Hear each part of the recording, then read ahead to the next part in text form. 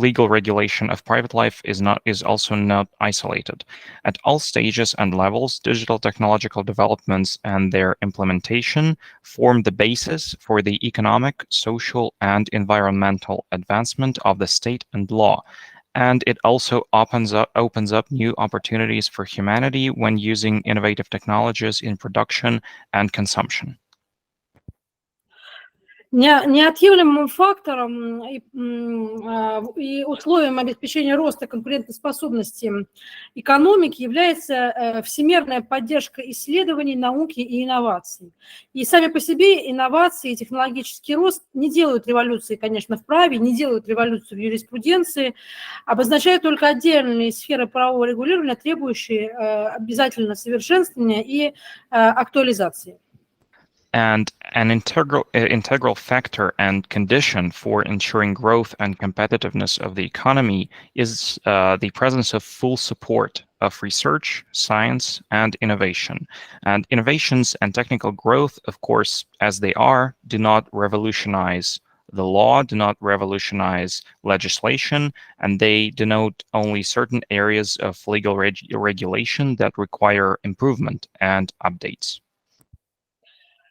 По мере усложнения социально-экономических связей видоизменилось и значение цифровизации. И в Российской Федерации тоже, поскольку проблемы цифровизации обсуждаются в России и регулируются в законодательстве активно последние 7-8 лет. И изначально цифровые технологии использовались как средство связи и передачи информации. Сейчас цифровые технологии представляют собой, конечно же, одновременно материальный и нематериальный актив, который интегрирован в сложные и инноваторские стратегии ведения бизнеса и структурирования капитала. As socioeconomic ties become more complex, the meaning of digitalization is also changing, and Russia is no exception here because these issues are being discussed in Russia and have been discussed actively for the last 7 to 8 years. And initially, digital technologies were used as a means of communication and information transfer.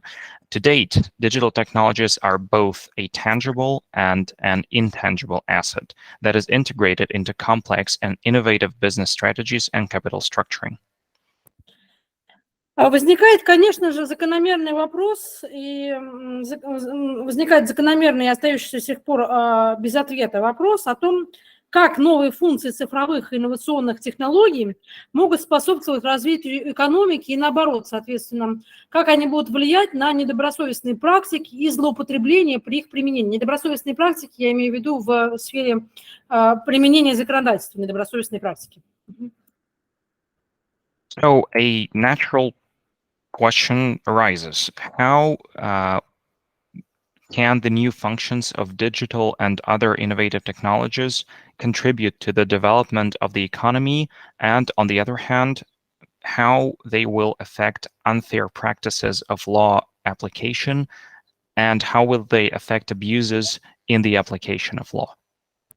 Если мы обратимся к истории, я не имею в виду только Российскую Федерацию, то история и опыт в этой сфере, они, конечно, подтверждают для нас то, что в основе технического и научного прогресса лежит взаимосвязь инноваций, экономики, права и обеспечения улучшения условий жизни и непрерывное общественное развитие. И границы между физическим и цифровым миром, ну, цифровым, если мы можем так его назвать, становится все более размытым. И стремительная цифровизация меняет природную среду и, в свою очередь, изменяет процессы, наблюдая, понимая взаимодействие человека с экосистемой, а также алгоритм решения экологических проблем. In general, and I'm not only speaking about the Russian Federation, history and experience confirm that technological and scientific progress is based on the interconnection and interconnectivity of innovations, economics, and law, which ensures the improvement of living conditions and continuous social development. The boundaries also between the physical and the digital, if we can call it that, between physical and digital worlds are becoming increasingly blurred. Rapid digitalization is changing the natural environment, and this in turn changes the process of observation, understanding, and human interaction with the ecosystem, as well as the algorithms for solving environmental problems.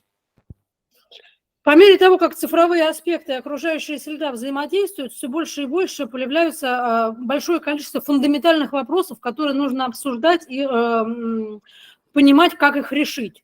И в том числе, когда мы говорим о таких фундаментальных вопросах, то речь может идти о том, какие цифровые технологии могут помочь нам улучшить и, собственно говоря, защитить окружающую среду.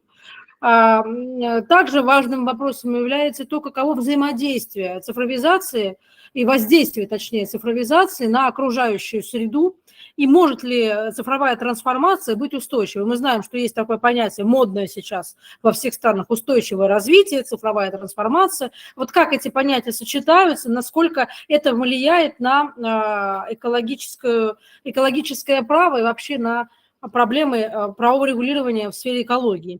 И как технологии могут способствовать развитию экономики замкнутого цикла. So, as digital aspects and the environment interact more and more, we are seeing the appearance of fundamental questions that we have to discuss and that we have to understand how to resolve.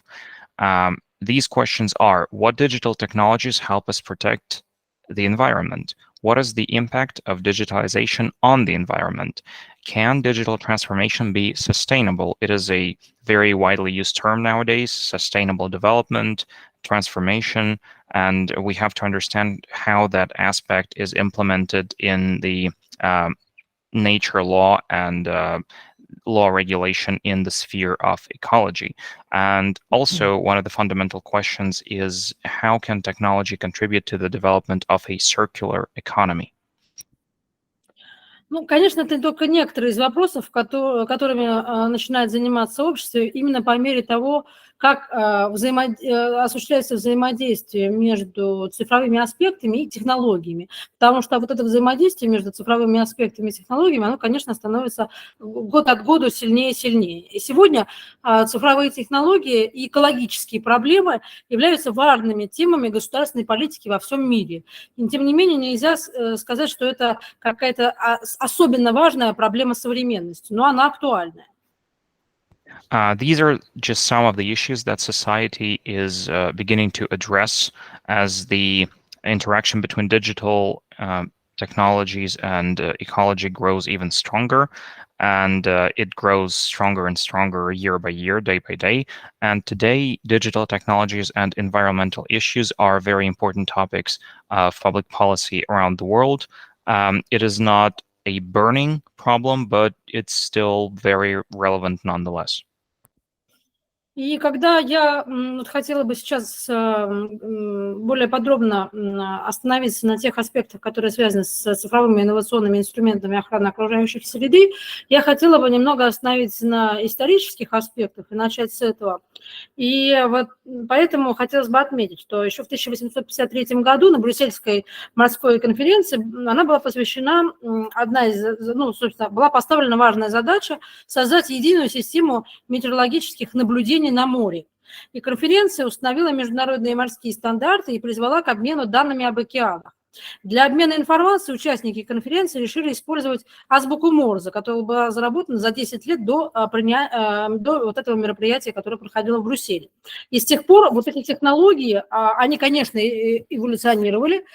Радио, факс, были они заменены компьютерами, но проблемы, они остались неизменными на протяжении всего времени. И начиная с XIX века Международная метеорологическая организация, а позднее Всемирная метеорологическая организация координировала глобальную систему сбора, обработки и использования данных, и метеорологические данные передавались через национальную границу даже на пике холодной войны в 1960-х годах. So before talking about digital tools, I will dive into history a little bit. So in 1853, at the Brussels Maritime Conference, there was a task to establish a unified system of meteorological observations at sea. And the conference set international maritime standards and called for the exchange of ocean data. To exchange information, the conference participants decided to use Morse code, which had been developed 10 years before the event in Brussels in 1843. That is, since then, technology has, of course, evolved, and later the radio and fax were replaced by computers, but the problems remained the same.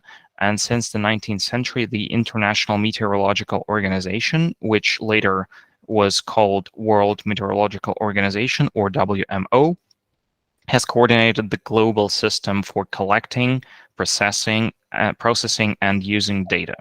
And meteorological data was transmitted across national borders even at the height of the Cold War in the 1960s. Сегодня система Всемирной метеорологической организации координирует более 10 тысяч наземных, морских, воздушных станций наблюдения, которые позволяют собирать огромные объемы данных, связанных с погодой.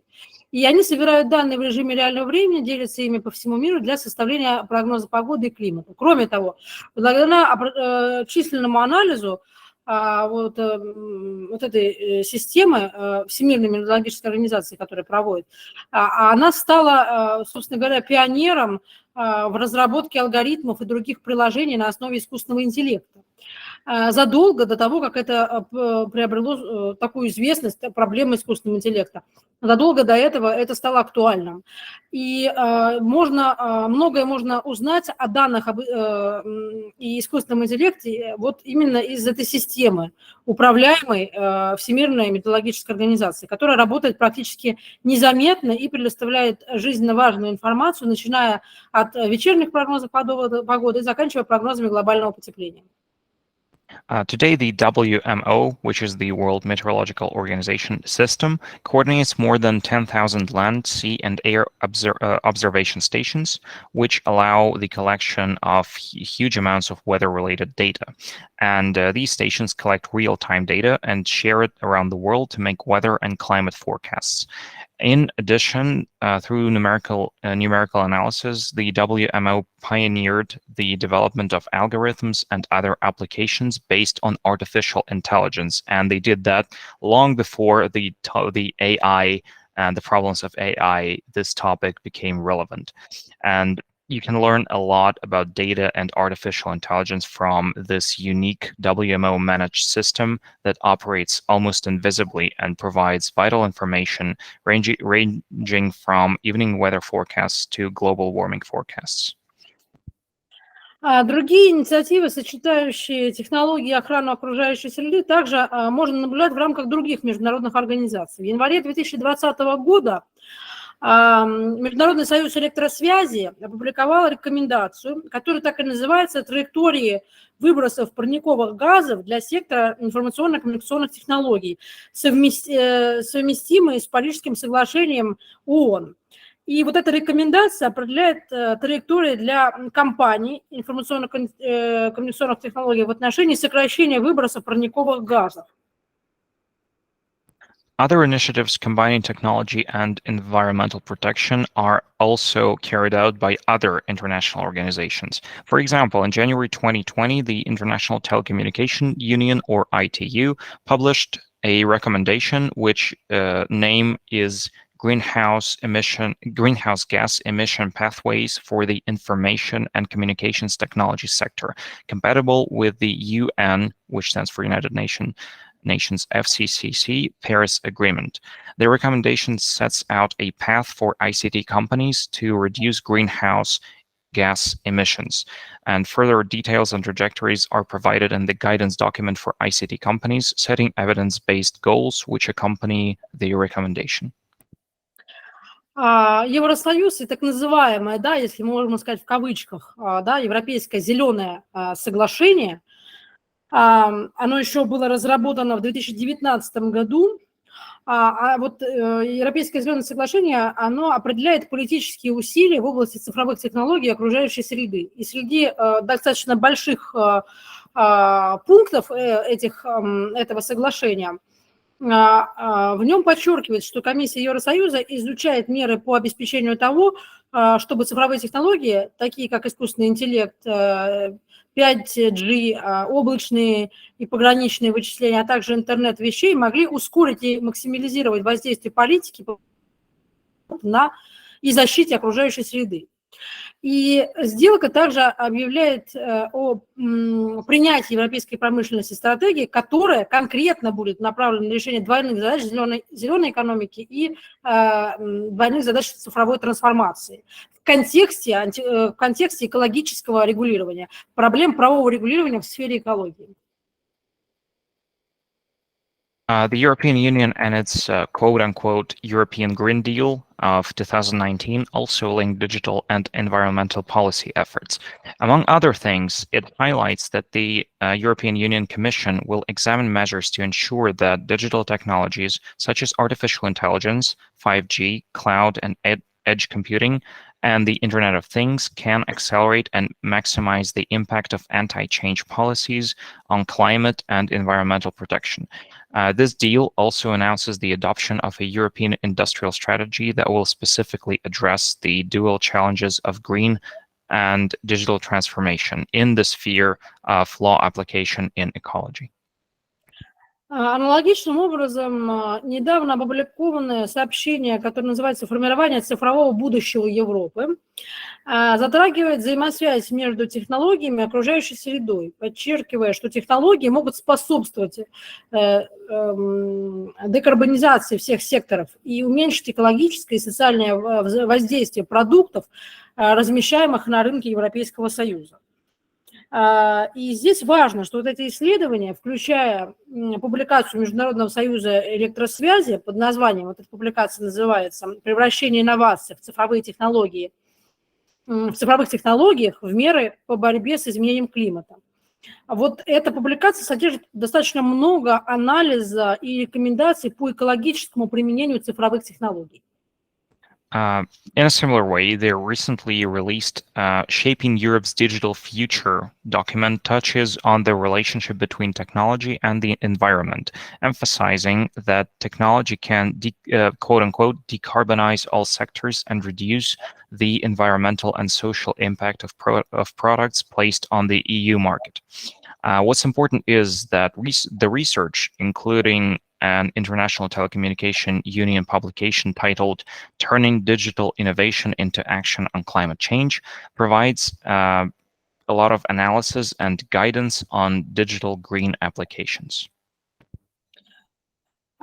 Возможности цифровых технологий также были изучены в контексте экономики замкнутого цикла, а именно как искусственный интеллект, 3G-печать и другие новые технологии, которые могут облегчить переход от нынешней линейной экономической модели к более ответственной. Ну, например, дополнительная реальность может помочь отремонтировать, а не заменить поврежденные продукты, в то время как искусственный интеллект может ускорить разработку новых серийных продуктов, не содержащих опасных химикатов и материалов, и оптимизировать инфраструктуру таким образом, чтобы обеспечить круговой поток продукции. То есть, что я имею в виду? Мы можем сказать, что другими словами, вот эти цифровые технологии могут помочь стимулировать экономику и повысить эффективность использования ресурсов при одновременном сокращении отходов. Possibilities of digital technologies have also been explored in the context of the circular economy, and namely, it was explored how artificial intelligence, 3D printing, and other new technologies can make easier the transition from the current linear economic model to a more responsible one.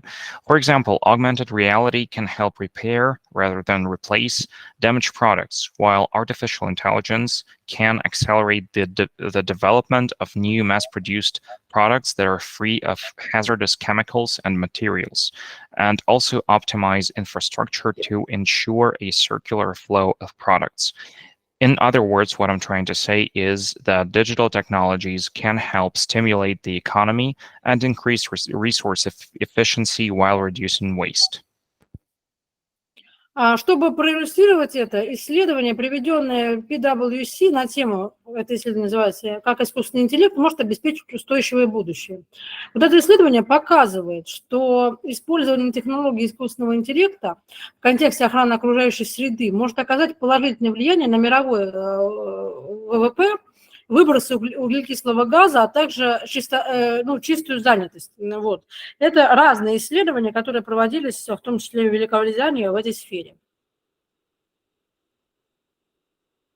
To illustrate this, a PwC research on how artificial intelligence can enable a sustainable future shows that the use of AI technologies in the context of environmental protection can have a positive impact on global GDP, carbon emissions, and on net employment. These are different cases of research carried out in many countries, including the United Kingdom. Оставаясь в рамках концепции устойчивого развития, вот этот отчет, который был подготовлен PwC, исследует, как более информированное и целенаправленное внедрение цифровых технологий может стимулировать природоохранные действия. Это прямо цитата. И в нем прогнозируется, что информационно-коммуникационные технологии будут обладать потенциалом для сокращения выбросов парниковых газов на 20% к 2030 году, что, тем не менее, не дотягивает до 45% необходимых для достижения целей, изложенных в Парижском соглашении. Но, тем не менее, большие надежды возлагаются на искусственный интеллект и на большие данные. Staying with the concept of sustainable development, the report explores how quote-unquote, more informed and targeted digitalization can stimulate environmental action. The report predicts that ICTs will have the potential to reduce greenhouse gas emissions by 20% by 2030, which is still short of the 45% needed to meet the targets set out in the Paris Agreement. However, there are high hopes for artificial intelligence and big data. Большие данные, алгоритмы искусственного интеллекта могут использоваться для мониторинга и сохранения исчезающих видов на суше, а также для обеспечения раннего предупреждения стихийных бедствий, такие как землетрясения, лесные пожары, наводнения, засухи. Инструменты сбора данных и спутниковых снимков также могут помочь обеспечить устойчивость океана за счет предотвращения чрезмерного вылова рыбы и мониторинга состояния морских экосистем и места обитания в океане и уровней загрязнения. Но это еще не весь потенциал искусственного интеллекта, безусловно, и не весь потенциал больших данных. Интеллектуальные сети, работающие на базе искусственного интеллекта, могут помочь отслеживать тенденции в потреблении энергии и в конечном итоге сократить выбросы парниковых газов. Big data and artificial intelligence algorithms can be used to monitor and conserve endangered species on land, as well as provide early warning of natural disasters such as earthquakes, wildfires, floods, and droughts. Data collection and satellite imagery show the tools can also help ensure ocean resilience by preventing overfishing and monitoring the health of maritime ecosystems and ocean habitats and pollution levels. However, this is, of course, not the full potential of the artificial intelligence and big data technologies. AI-powered smart grids can help track trends in energy consumption and ultimately reduce greenhouse gas emissions. Блокчейн – это еще одна цифровая технология, которая может произвести революцию в вопросе охраны окружающей среды. Я не могу на этой проблематике не остановиться. Согласно отчету, озаглавленному, то есть построение блокчейна для лучшей планеты, значит, технологии блокчейна могут иметь несколько форм применения для обеспечения экологической устойчивости. Например, блокчейн мог бы обеспечить децентрализованное и устойчивое управление ресурсами, включая потребление воды и энергии. Кроме того, это могло бы помочь сохранить морское биоразнообразие путем предотвращения такой практики, как чрезмерный вылов рыбы с помощью отслеживаемых и прозрачных цепочек поставок. Blockchain is another digital technology that could revolutionize the environment. I cannot but talk about it. According to the report titled Building Blockchain for a Better Planet, blockchain technologies can have multiple applications for environmental sustainability. For example, blockchain could enable decentralized and sustainable resource management, including water and energy consumption. In addition, it could help conserve maritime biodiversity by preventing practices such as overfishing through traceable and transparent supply chains. Ни одно обсуждение новых технологий не могло бы быть полным без внимания к интернету вещей. Датчики, подключенные к интернету, могут помочь контролировать и предотвращать обезлесение, на долю которого приходится 15% глобальных выбросов парниковых газов. Ну, то есть, когда у нас уменьшается количество лесов на планете. Интернет вещей также может быть использован для борьбы с браконьерством путем отслеживания животных, находящихся под угрозой исчезновения, мониторинга поведения животных и внедрения интеллектуальных систем безопасности и наблюдения. No discussion of new technologies would be complete without a focus on the Internet of Things. Internet-connected sensors can help control and prevent deforestation, which is the process when there are less and less forests on our planet. And also, deforestation accounts for 15% of global greenhouse gas emissions. So the Internet of Things can also be used to combat poaching by tracking endangered animals and monitoring animal behavior and implementing smart security and surveillance systems so that the animals who are in danger of being extinct are not illegally killed by hunters. Мировой опыт государственного регулирования охраны окружающей среды показывает, что факторами, сдерживающими эффективность всей природоохранной деятельности государства и существенно ограничивающие регулятивный потенциал правовых способов и средств решения задач окружающей среды, охраны окружающей среды, являются высокая финансовая емкость природоохранных мероприятий и крайне низкая заинтересованность в их осуществлении со стороны природопользователей, деятельность которых оказывает прямое и косвенное негативное воздействие на окружающую среду. И, как правило, субъекты экономической деятельности, несмотря на устоявшееся в современном мире понимание общесоциального, а не только государственного характера решения большинства экологических задач, при реализации своих экономических интересов не всегда соблюдают допустимые пределы воздействия хозяйственной или иной деятельности на природную среду, способствует тем самым ее деградации. И в рамках государственного регулирования охраны окружающей среды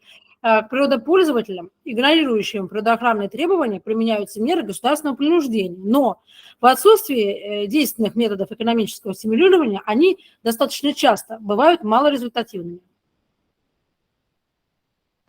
The world experience of state regulation of environmental protection shows that the factors that hinder the effectiveness of all environmental activities of the state and significantly limit the regulatory potential of legal methods and means in solving environmental problems are the following: the high financial capacity of environmental protection measures, and also an extremely low interest level in the implementation of these protection measures on the part of nature users.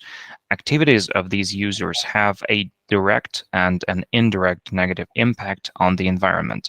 And as a rule, economic entities, despite the well-established practice in the modern world of solving most environmental problems, socially, not just from the side of the state, in the implementation of the economic interests of such entities, they do not always comply with the permissible limits of the impact of economic and other activities on the natural environment. And so these economic entities contribute in this way to the degradation of nature. Within the framework of state regulation of environmental protection, natural resources users who ignore environmental requirements are subject to state coercion measures. But in the absence of efficient methods of economic incentives or motivations, these measures of making the subjects comply with the rules are often ineffective. Здесь вот хотелось бы привести примеры. Вот, например, в частности, установлены в законодательстве меры юридической ответственности за несоблюдение требований в области охраны окружающей среды, которые ввиду крайней незначительности в сравнении с экономической выгодой, получаемой от реализации деятельности, оказывающей негативное воздействие на окружающую среду, не стимулируют природопользователей к экологически ответственному поведению. И более того, меры государственного принуждения применяются обычно уже после причинения вреда окружающей среде, что не позволяет предотвратить негативное воздействие на нее. I'll give you an example. There are measures of legal responsibility established in the legislation for non-compliance with the requirements in the field of environmental protection. But these measures and the punishment that people get for breaking them are insignificant in comparison with the economic benefits that are received from the implementation of activities that have a negative impact on the environment. So these measures, these regulatory measures, do not encourage users of natural resources to environmentally responsible behavior. And in addition, state coercion measures are usually applied after the damage to the environment has been done. So there is basically no preventatory effect in this sphere. В настоящее время отсутствует сбалансированная государственная экономическая политика, а формирование экономических механизмов экологизации промышленности только начинается. И повсеместно внедряемые новейшие цифровые технологии ориентированы на улучшение экологической обстановки и снижение промышленных загрязнений за счет модернизации технологий и оборудования на инновационные решения в промышленности. Цифровизация в целом определяет промышленную экологическую политику в долгосрочной перспективе. Currently, there is no balanced state economic policy, and the formation of economic mechanisms for the greening of industry is just at its start, at its initial stage. The latest digital technologies being introduced everywhere are focused on improving the environmental situation and reducing industrial pollution through the modernization of technologies and equipment.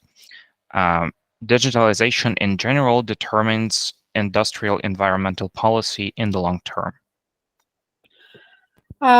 Признавая очевидные преимущества использования цифровых технологий во все сферы экономики, одновременно растет дискуссия о краткосрочных и долгосрочных негативных последствиях цифровых технологий для окружающей среды. Творческая инициатива и свобода перестройки окружающего мира человеком имеет ограничения, предопределенные прежде всего интересами выживания человечества как высшей формы жизни на Земле. И в связи с этим нравственные основания правовых ограничений не должны пониматься как абстрактные и часто недостижимые идеалы. Понимание нравственных и моральных ограничений в законодательстве об охране окружающей среды и экологическом праве предопределено задачей сохранения сложившейся за тысячелетия комплекса гуманитарных ценностей, необходимых для жизнеобеспечения будущих поколений человечества.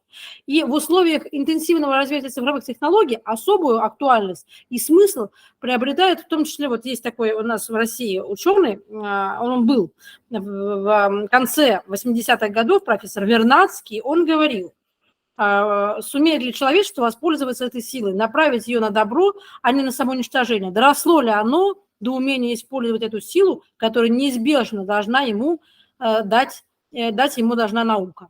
И требуется оценивать в данном случае влияние технологического взаимодействия на природные силы не только с точки зрения масштаба поведения человека, но и относительно возможностей, предоставляемых ему нормами законодательства об охране окружающей среды. И вопрос о влиянии цифровых технологий на экологию рассматривается в рамках экологического анализа права, оценивающего эффективность каждой нормы применительно к решениям проблемы уменьшения вредного воздействия антропогенного происхождения на окружающую среду.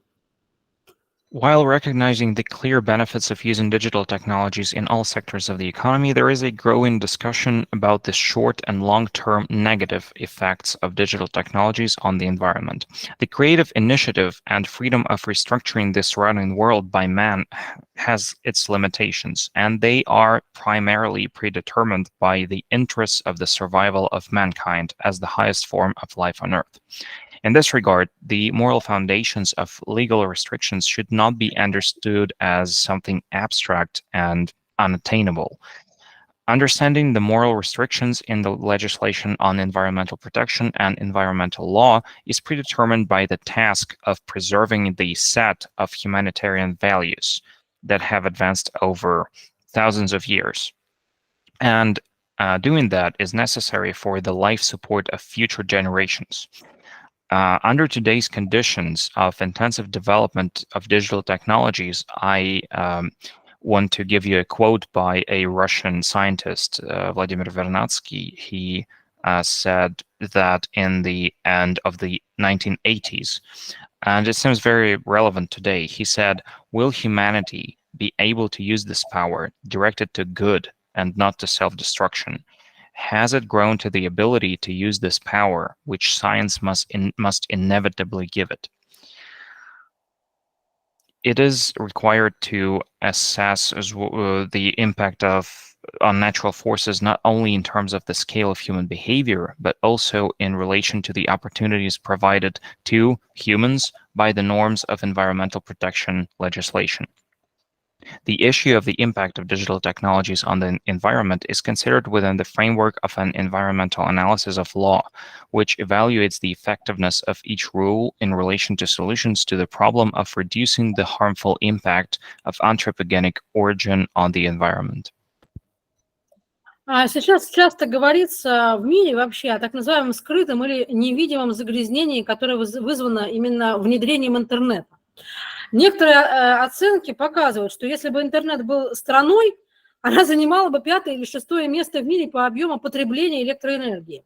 На долю одного только Google приходится примерно 40% выбросов углекислого газа, что объясняет, почему он считается крупнейшим загрязнителем среди интернет-гигантов.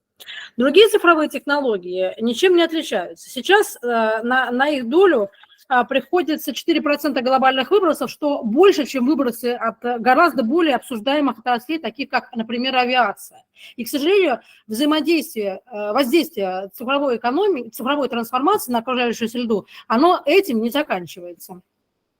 There is a lot of talk these days about the hidden or invisible pollution caused by the internet.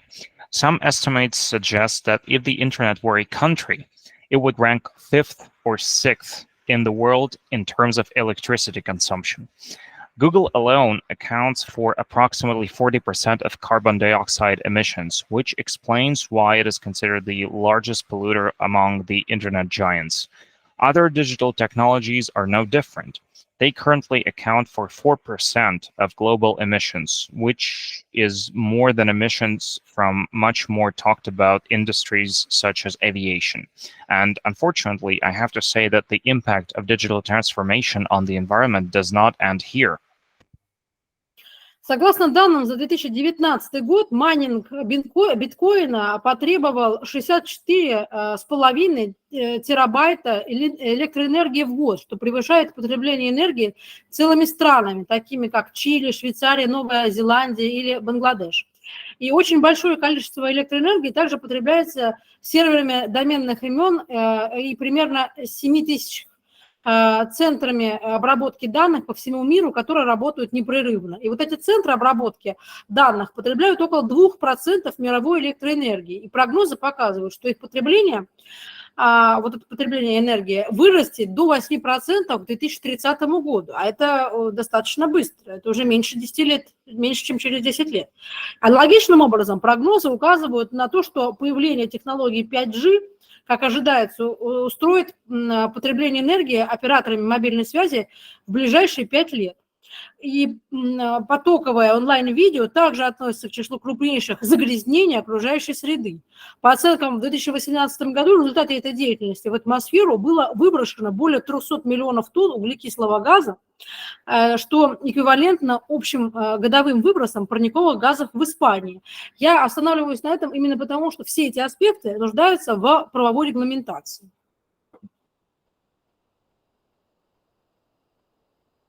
According to 2019 data, Bitcoin mining required 64.15 terawatt per hour of electricity per year, which exceeds the energy consumption of entire countries such as Chile, Switzerland, New Zealand, or Bangladesh. A very large amount of electricity is also consumed by domain name servers and approximately 7,000 data centers around the world that are running continuously. These data centers consume about 2% of the world's electricity, and projections show that their energy consumptions will rise to 8% by 2030. And this is very fast. It is going to happen sooner than in 10 years from now. Similarly, forecasts indicate that the advent of 5G technology is expected to triple the energy consumption of mobile operators in the next 5 years. Online video streaming is also among the biggest environmental polluters. it is estimated that over 300 million tons of carbon dioxide were released into the atmosphere from these activities in 2018, which is an equivalent to Spain's, an entire country, Spain's total annual greenhouse gas emissions. В России ущерб от загрязнения атмосферного воздуха выбросами, отходящими от стационарных источников, он весьма значителен. Консервативная оценка ущерба от загрязняющих веществ, выбрасываемых только стационарными источниками загрязнения, без учета ущерба от выбросов автотранспорта и применяемого в жилых домах топлива, проведенная по удаленным стоимостным показателям ущерба, определенных в новейших исследованиях этого вопроса в странах Европы, Европейского Союза, Великобритании, Ирландии и США с учетом вреда здоровью населения в 2017 году составила 1182 миллиарда рублей. Это около 1,8% ВВП. Оценки вреда от загрязнения атмосферы приобрели актуальность в условиях технологической трансформации российской промышленности. I am talking about all of these aspects because these are the aspects that have to be legally regulated. That's my idea. And in Russia, speaking about our country, the damage from air pollution by emissions from stationary sources is very significant.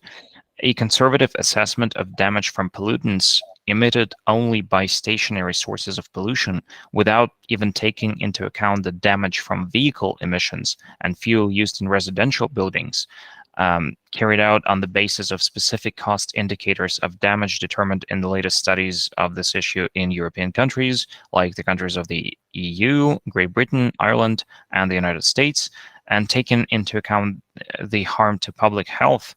In 2017, all of this amounted to 1.182 billion rubles, which is about 1.8% of our GDP. And estimates of harm from atmospheric pollution have become very relevant in the context of the technological transformation of the Russian industry. С 2023 года Европейский Союз вводит углеродный налог на импортную продукцию с большими выбросами парниковых газов. И налог касается ввозимой в страны Европейского Союза продукции с высоким углеродным следом. Например, нефти, газа, металлов, цемента, удобрений. Для них будут установлены лимиты на выбросы парниковых газов, соответствующие нормам Евросоюза. Если они превышены, то, соответственно, будет экспортеру придется за это уплатить налог. Во многих зарубежных странах, помимо мер административного воздействия, активно применяются различные финансовые инструменты. По данным Европейского агентства по окружающей среде, в практике государственного природоохранного регулирования европейских стран используются определенные рыночные инструменты регулирования воздействия на окружающую среду, на которых я сейчас остановлюсь. From 2023, the European Union introduces a carbon tax on imported products, on those products that have large greenhouse gas emissions. The tax applies to products with a high carbon footprint imported into the countries of the European Union, such as oil, gas, metals, cement, fertilizers, etc. For them, limits on greenhouse gas emissions will be set in accordance with EU standards. If they are exceeded, these standards, the exporter will have to pay the tax. In many foreign countries, in addition to administrative measures, various financial instruments are being actively used. According to the European Environment Agency, the following market instruments for regulating environmental impact are used in the practice of state environmental regulation in European countries. And I'm going to talk about that in detail. Так вот, когда мы говорим об этих инструментах регулирования воздействия на окружающую среду, какие я бы хотела эти инструменты отметить? Коммерческие регулируемые разрешения, они вырабатываются в целях снижения уровня загрязнения. Это лицензии на выбросы загрязняющих веществ. Или при их использовании ресурсов, то есть квота на ловлю рыб, например, путем предоставления рыночных стимулов в торговле. Второй момент – экологические налоги. Вводятся для изменения цены и влияния на поведение производителей и потребителей, а также для повышения доходных статей государственного бюджета. Экологические платежи, они вводятся, чтобы покрыть частично или полностью расходы природоохранных служб и затраты на снижение уровня загрязнения окружающей среды. Экологические субсидии и поощрения применяются для стимулирования разработки новых технологий, обеспечения формирования новых рынков экологических товаров и услуг, включая технологии, поощрения изменений поведения потребителя, а также для оказания временной поддержки компаниям, которые стремятся к более высокому уровню жизни, уровню защиты окружающей среды.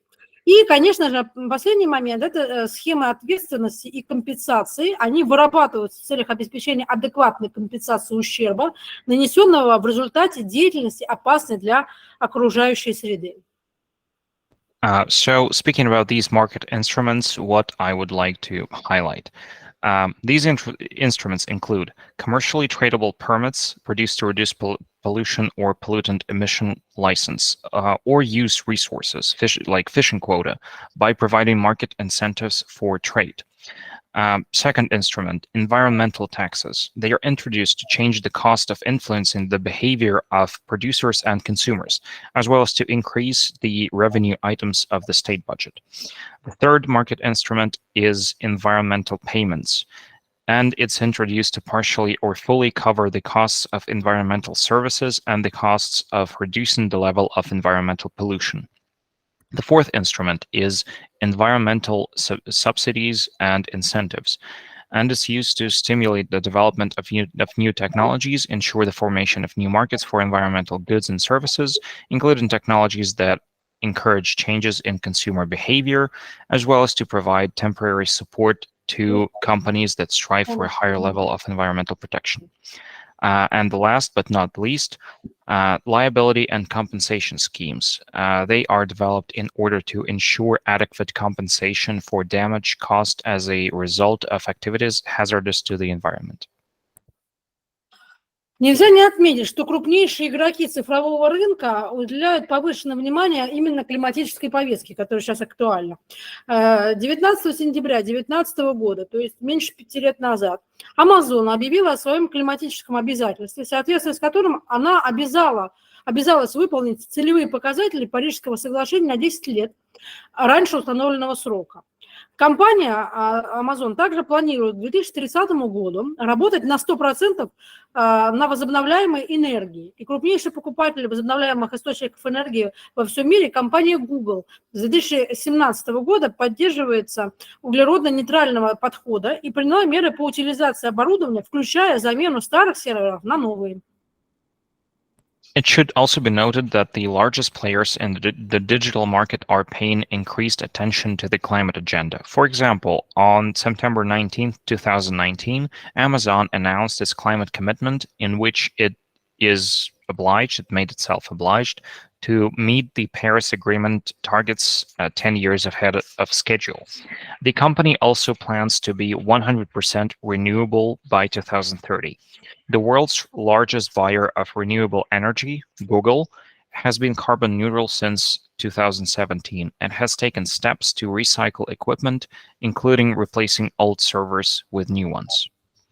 Будучи углеродно-нейтральным предприятием, Microsoft со своей стороны объявила о своем плане стать углеродно-отрицательным предприятием, то есть к 2030 году устранить больше углекислого газа, чем оно выбрасывает.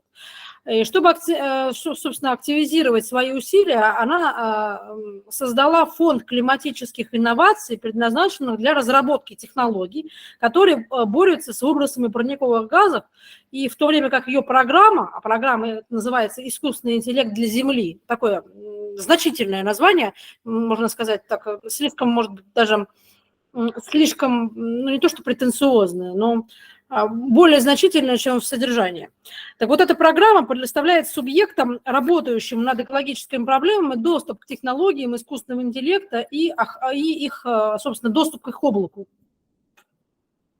As a carbon-neutral enterprise, Microsoft, in its turn, has announced its plan to become a carbon-negative enterprise, that is, to eliminate more carbon dioxide than it emits by 2030. To step up its efforts, the company created the Climate Innovation Fund, dedicated to developing technologies that fight greenhouse gas emissions, while its AI for the Earth program, this name, AI for the Earth, it's not pretentious, but it's a bit strong, actually. It's a bit strong. It sounds a bit stronger than it is. So this program provides actors working on environmental issues with access to artificial intelligence technologies and their cloud. Apple также добавила успехов в области сохранения окружающей среды. С 2014 года ее центры обработки данных работают на 100% возобновляемой энергии, что, в свою очередь, позволило сократить выбросы парниковых газов и ее объектами на 54% по всему миру. Игровая индустрия также делает определенные шаги в направлении экологического создания. Есть отчет, который называется «Играем для планеты». Имея более 2,5 почти миллиарда пользователей, отрасль предоставляет широкие возможности для расширения охвата и повышения осведомленности по экологическим вопросам.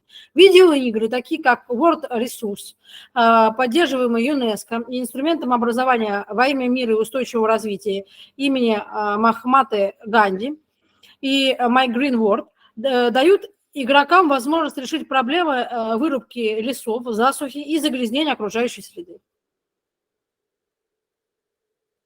Apple has also made strides in the field of environmental conservation. Since 2014, its data centers have been powered by 100% renewable energy, which in its turn has reduced the greenhouse gas emissions of its facilities by 54% worldwide. The gaming industry is also taking steps towards environmental awareness, as outlined in the Playing for the Planet report. With over 2.3 billion users, the industry provides ample opportunity to expand outreach and raise awareness on environmental issues. Video games such as World Rescue, supported by UNESCO, and the Mahatma Gandhi Institute for Education for Peace and Sustainable Development, and My Green World give players the opportunity to tackle the challenges of deforestation, drought, and pollution. Использование передовых технологий при строительстве или модернизации инфраструктуры может помочь снизить риски, которые связаны с климатом. Устойчивые к изменению климата технологии уже внедряются не только в строительную отрасль, но и в бизнес-процессы многих различных отраслей промышленности. По данным The Guardian, если бы каждое новое здание в течение следующих 30 лет было построено из материалов, поглощающих углекислый газ, то люди могли бы устранить загрязнение, вызванное потеплением на земном шаре, но все же ключом к решению этого вопроса является автоматизация и робототехника. И это может оказать огромное влияние на повышение устойчивости бизнеса к изменчивости все более теплого климата планеты. И стремительный прогресс в робототехнике оказывается ключевой движущей силой нынешнего всплеска технологических инноваций, создаваемых как корпорациями, так и стартапами на ранних стадиях. И робототехника уже является многомиллиардной отраслью, основой которой является автоматизация производства. Using advanced technologies to build or upgrade infrastructure can help mitigate climate-related risks.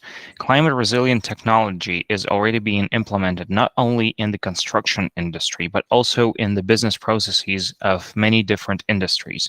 According to The Guardian, if every new building over the next 30 years were built from a material that absorbs carbon dioxide, people could eliminate pollution caused by a warming globe, but automation and robotics are still the key to solving this issue.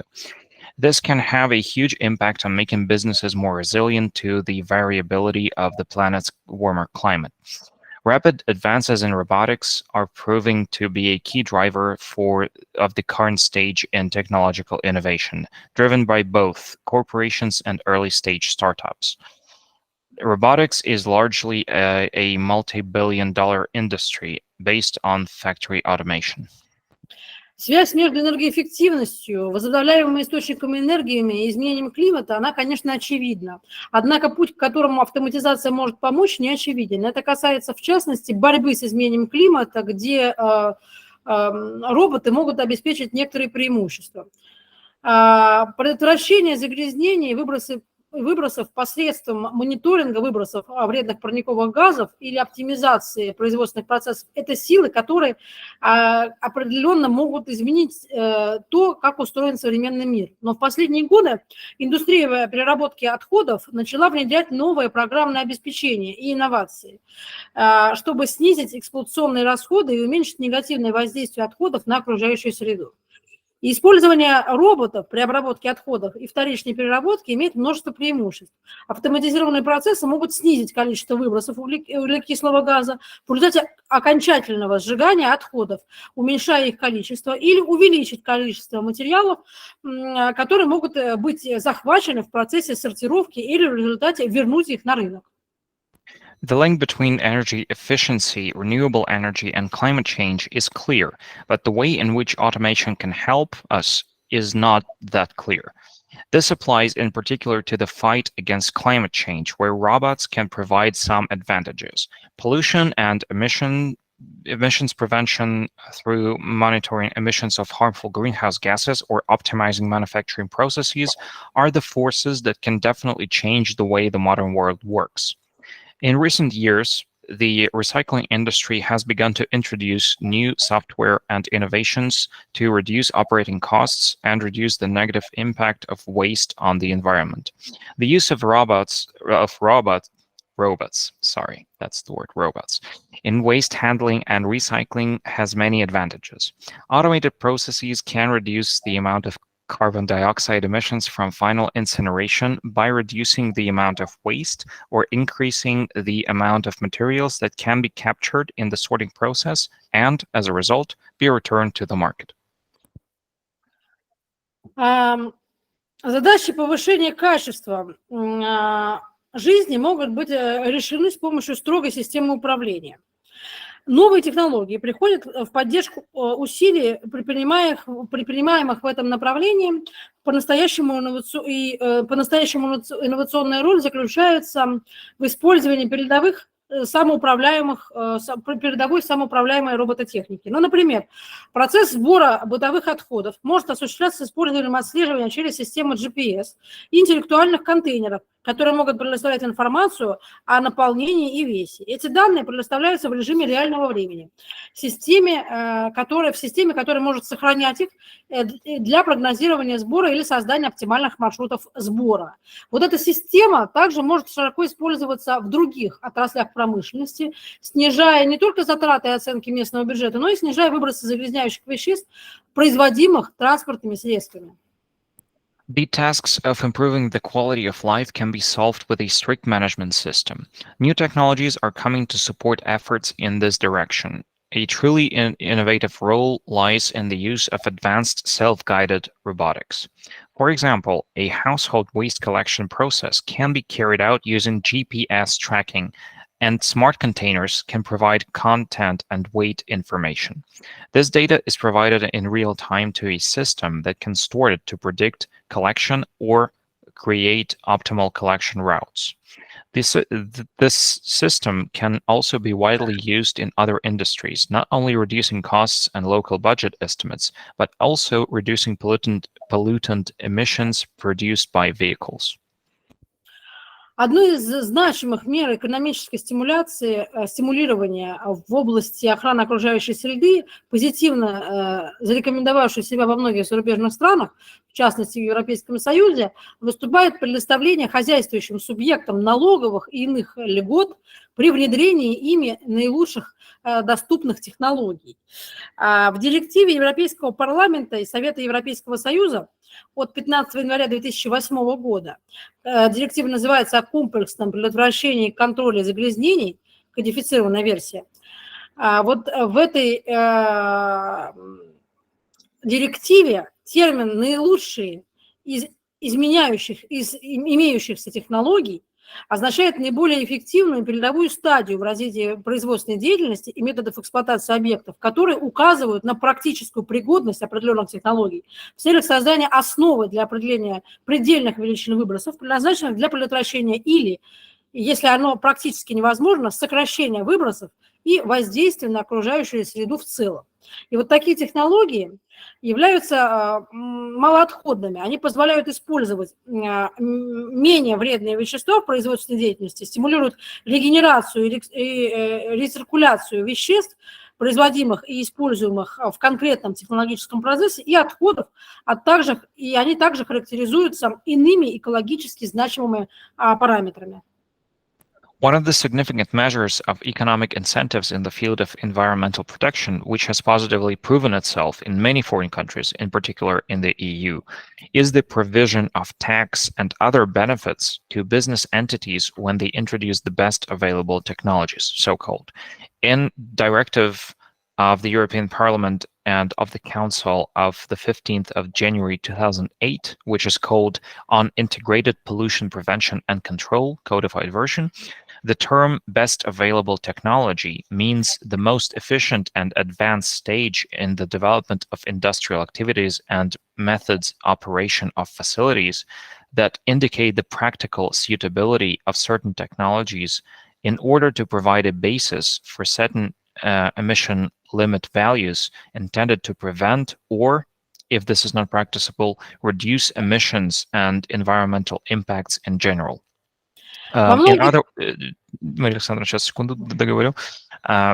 words, such technologies are low waste and allow the use of less harmful substances in production activities and stimulate the regeneration and recycling of substances produced and used in a particular technological process and waste, and are also characterized by other environmentally significant parameters. Во многих случаях политика охраны окружающей среды – это не только вопросы глобального потепления, но и способность защищать животных, реки, леса, другие элементы окружающей среды, окружающей человека среды.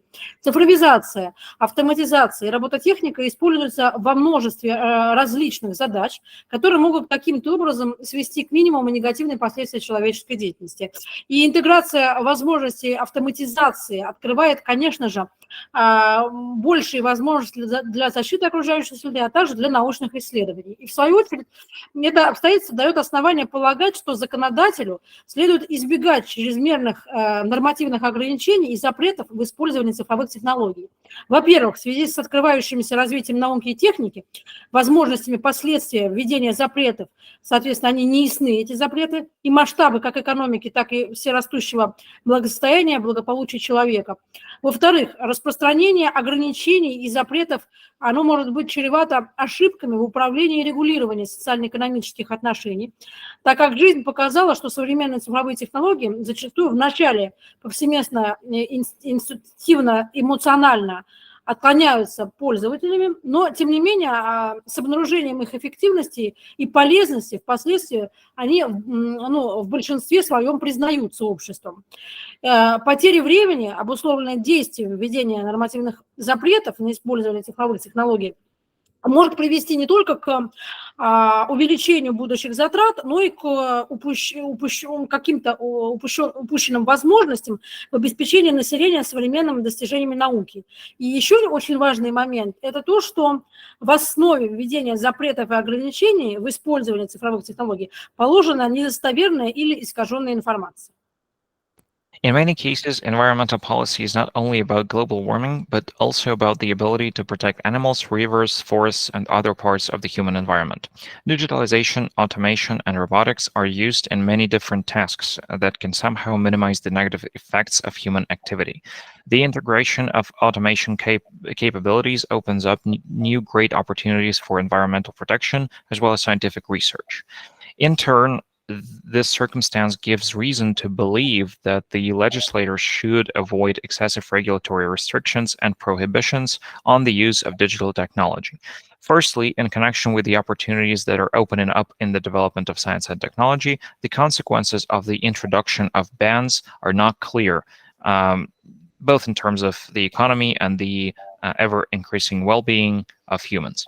Secondly, the spread of restrictions and prohibitions is fraught with errors in the management and regulation of socioeconomic relations, since life has shown that modern digital technology is often intuitively and emotionally rejected by users at first, but nevertheless, with the discovery of the effectiveness and usefulness later, these technologies are actively encouraged and used. The loss of time due to the effect of the introduced regulatory bans on the use of digital technology can lead not only to an increase in future costs, but also to lost opportunities in providing the population with modern scientific achievements. Thirdly, the introduction of prohibitions and restrictions on the use of digital technology is based on unreliable or distorted information, oftentimes. Я бы хотела привести цитату из издания Российской академии наук. Это издание, постановление Президиума Российской академии наук от 22 июня 2021 года. Цифровые технологии, да, называется «О современных подходах к решению вопросов мониторинга и прогнозирования экологической безопасности в Сибири».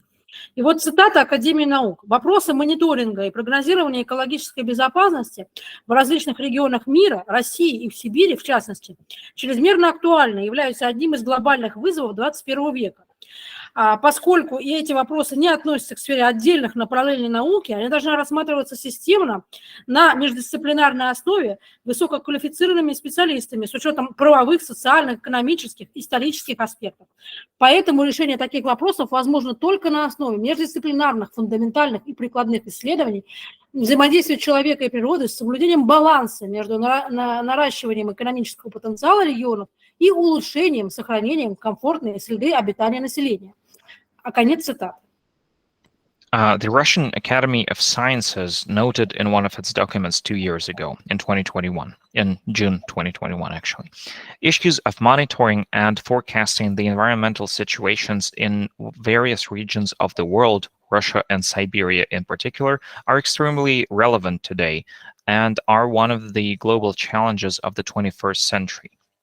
Since these issues do not belong to the sphere of individual areas of science, they should be considered systematically and on an interdisciplinary basis by highly qualified specialists, taking into account the legal, socio-economic, and historical aspects.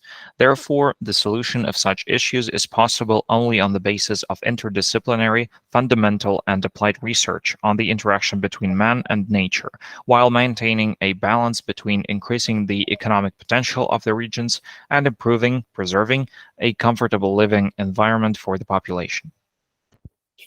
В Российской Федерации есть правовой документ, это основы государственной политики в области экологического развития на период до 2030 года.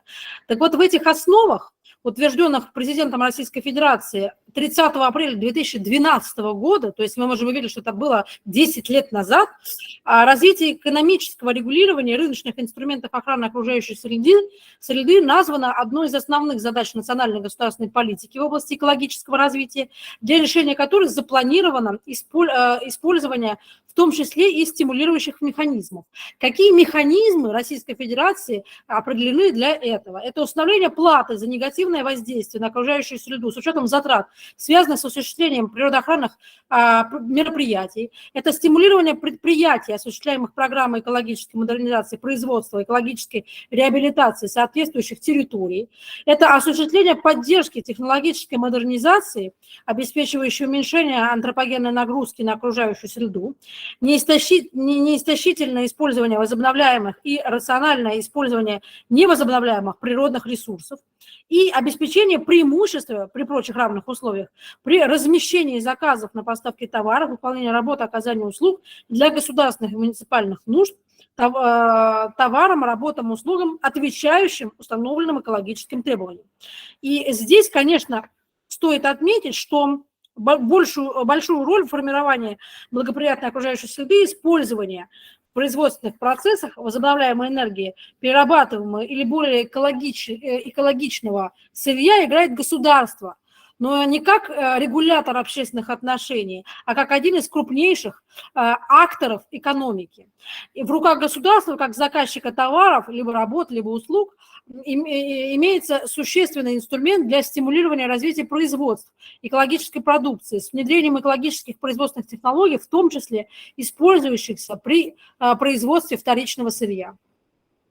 In Russia, there is a document, it's called the Fundamentals of State Policy in the field of environmental development of the Russian Federation for the period of up to 2030.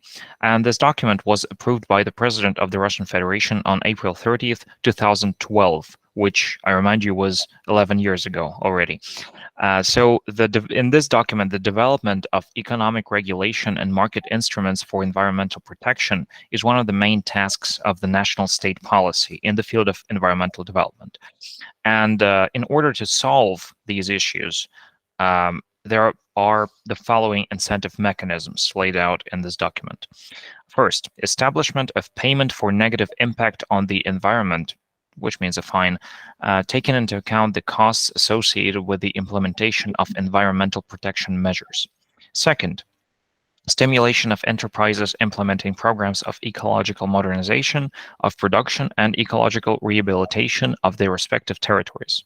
Third, implementation of support for technological modernization, ensuring the reduction of anthropogenic, which is human pressure on the environment, sustainable use of renewable and rational use of non-renewable natural resources.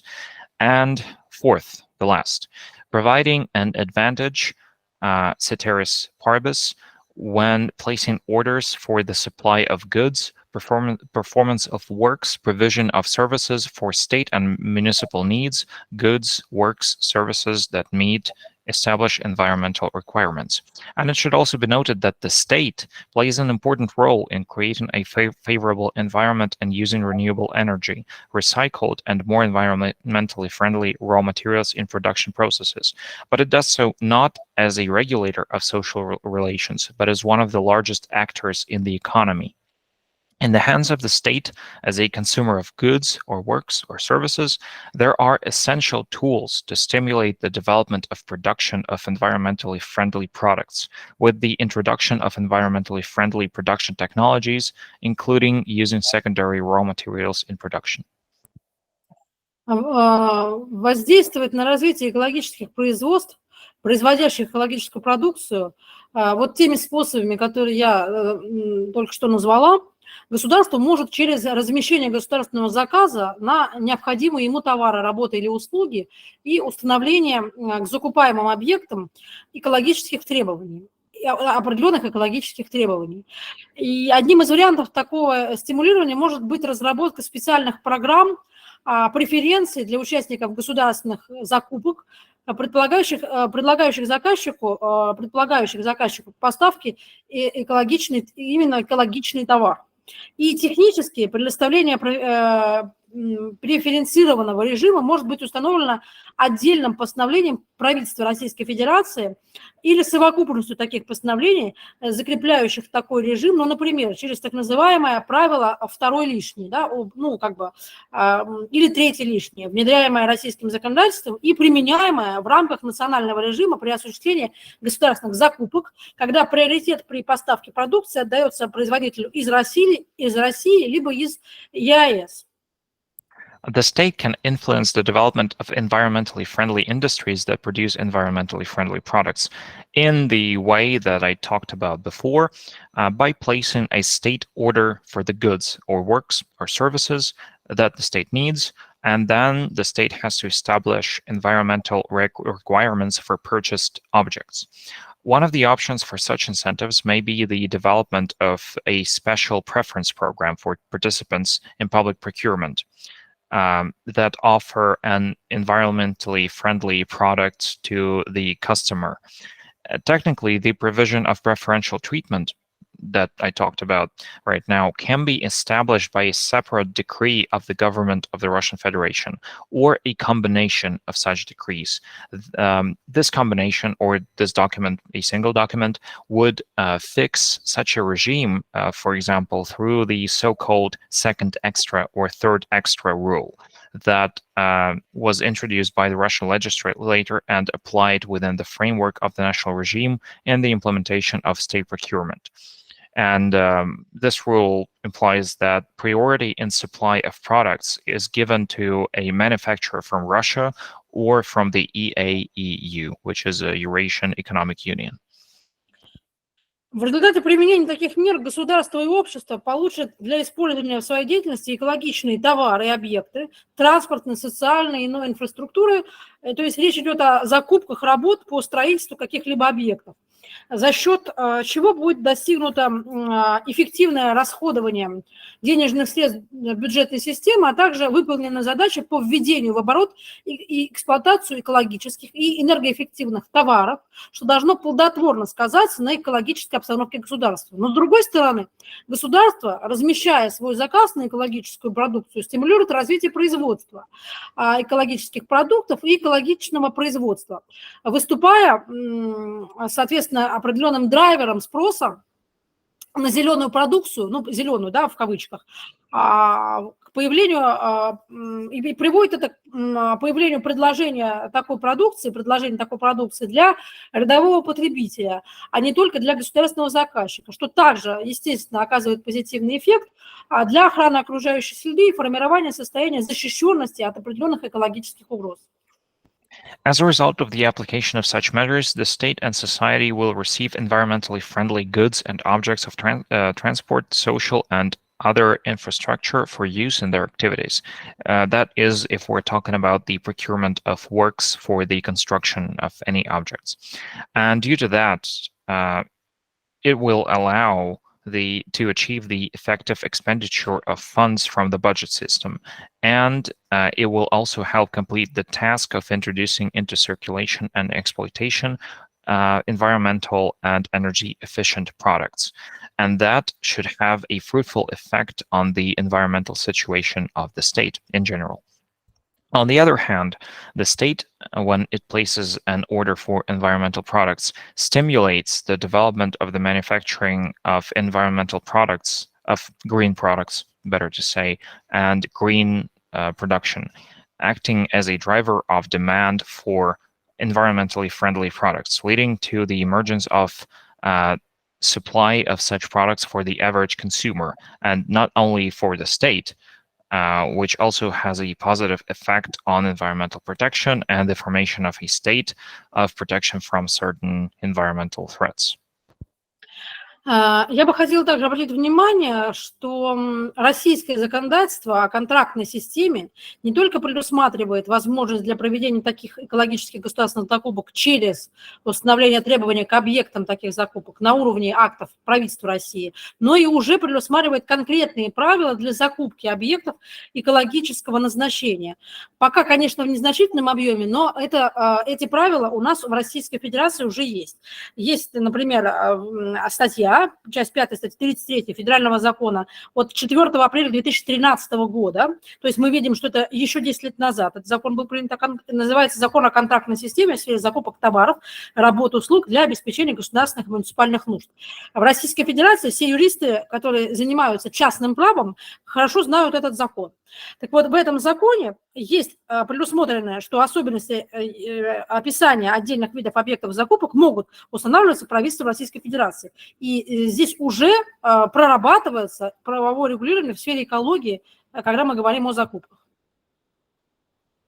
I also want to know that the Russian legislation on the contract system not only provides for the possibility of such environmental public procurement through the establishment of requirements for the objects of such procurement at the level of acts of the government of Russia, but it also already provides for specific rules for the procurement of environmental objects, although not yet in a significant amount. So there is a law. It's called commonly referred to as the law on the contract system. It was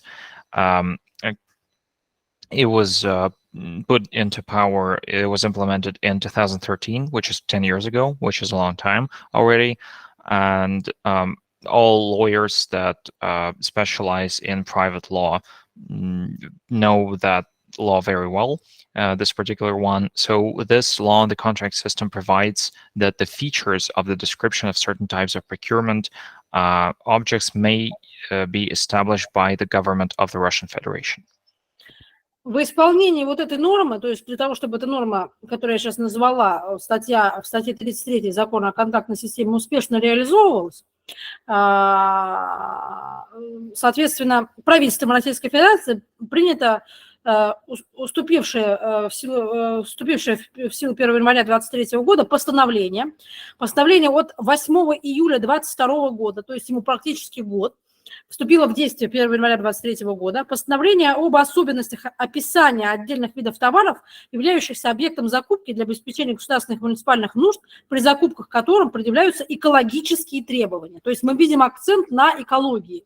И вот этот документ возлагает на государственных заказчиков в России обязанность устанавливать при описании объектов закупки, относящихся в том числе к категории гигиенической бумаги, поверхностных твердых и мягких покрытий для благоустройства территории, там тротуарная плитка, кровля, гидроизоляционные материалы, удобрения, контейнеры и так далее, вторичного сырья, которая должна быть использована при производстве соответствующего объекта государственной закупки.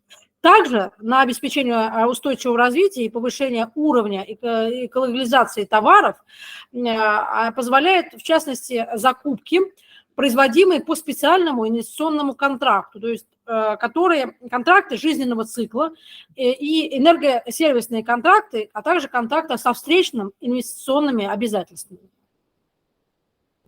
In pursuance of the above norm of the law that I talked about, of the law and the contract system, the government of the Russian Federation adopted the decree of the government of the Russian Federation dated 8th of July 2022. So it's 1 year old, and it came into force on January 1st this year. And this follow-up document imposes on state customers the obligation to establish, when describing the objects of procurement related including to the category of hygienic paper, surface hard and soft coatings for landscaping, paving, slabs, roofing, waterproofing materials, etc.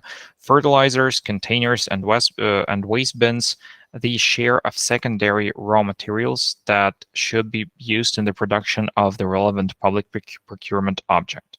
Also, the purchase of goods procured under a special investment contract, life cycle contracts, energy service contracts, contracts with counter investments obligation, allow us to ensure the sustainable development and increase the level of greening of goods. Такую меру экологизации государственных закупок можно только приветствовать, как мне представляется, и поддержать, поскольку она будет иметь положительный эффект как для пользователей закупаемой продукции, так и для ее производителей. При этом хотела бы обратить внимание, что процесс экологизации ставит перед конкурентным правом и правовым регулированием в целом не только задачи стимулирования развития конкуренции и производства экологической продукции, но и, как следствие, вопросы защиты прав добросовестных производителей экологической продукции от действий их недобросовестных конкурентов. И если первая задача по стимулированию производства экологических продуктов может решаться через формирование спроса на такую продукцию о государственных заказчиках и создание условий для ее предложения на рынке государственных закупок, то вторая задача требует более глобального комплексного подхода, устанавливающего широкий перечень составов антимонопольных нарушений, которые могут иметь место на рынках присутствия экологической продукции. Such measure of the greening of public procurement can only be welcomed and supported, since it will have a positive effect both for the users of the purchased products and for its manufacturers, stimulating the latter to bring high-quality recycled goods to ordinary commodity markets. At the same time, I should note that the processes of greening put before competition law and legal regulation not only the tasks of stipulating the development of competition in the production of environmental products, but also as a result, the issues of protecting the rights of bona fide producers of environmental products from the actions of their unscrupulous competitors. And if the first specified task of stimulating the production of environmental products can be solved through the formation of demand for such products from state customers and the establishment of conditions for its supply in the public procurement market, the second task requires a more global and comprehensive approach. That would take into account a wide range of antitrust or anti-monopoly violations that may occur in the markets for the presence of environmental products. Но одной из наиболее актуальных проблем, затрагивающих не только права и законные интересы компаний, конкурентов, недобросовестных участников товарных рынков, но и потребителей продукции, оборачивающихся на соответствующих товарных рынках, является проблема так называемого гринвошинга. под которым понимается ложное заявление компании о соответствии ее продукции или самой такой компании определенным экологическим стандартам. За счет чего такая компания, допустившая ложное заявление, извлекает выгоду, в том числе за счет расширения объемов реализуемой продукции, расширения аудитории потребления и ее продукции. И при этом от действий компаний, реализующих вот эту практику, страдают как потребители ее продукции, полагающиеся на добросовестность производителя и соответствие ее продукции повышенным требованиям экологических стандартов, в том числе производственных процессов, декларируемых производителем принципами его ESG-стратегии, и общество в целом, так как компания не выполняет свои социальные и экологические функции, которые она декларирует, ну и конкуренты такой компании, реализующие действительно экологический товар, или имеющие действительно экологическое производство, или выпускающую продукцию, отвечающую требованиям вот этих повышенных экологических стандартов, конкуренты, конечно, будут страдать.